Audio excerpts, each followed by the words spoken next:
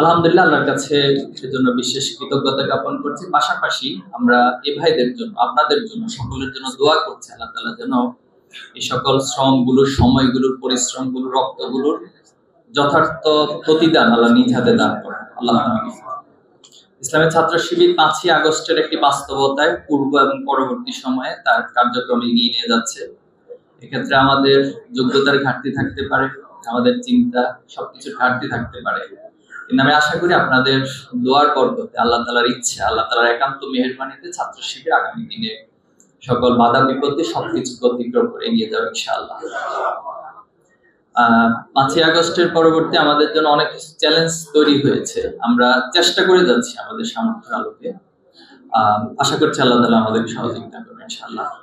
আর আপনাদের কাছে আশা করি দোয়া চাইতে হবে না এই কাফেলার জন্য, যেহেতু আপনাদের এই কাফেলাকে আপনারা আবেগ দিয়ে, জীবনের সর্বোচ্চ দিয়ে ভালোবাসেন।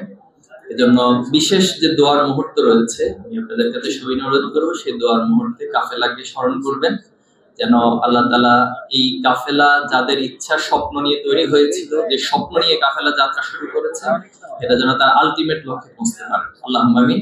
আমাদের সবাইকে ধন্যবাদ জানিয়ে আমার কথা শেষ করছি। আসসালামু আলাইকুম ওয়া রাহমাতুল্লাহি ওয়া বারাকাতুহু।